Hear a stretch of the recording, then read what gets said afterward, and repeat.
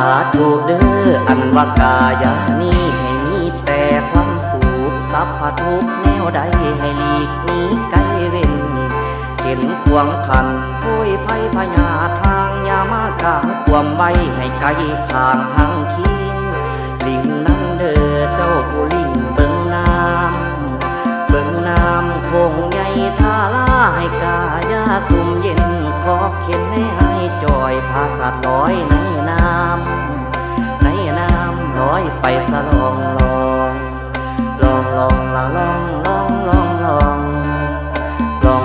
ละลองละ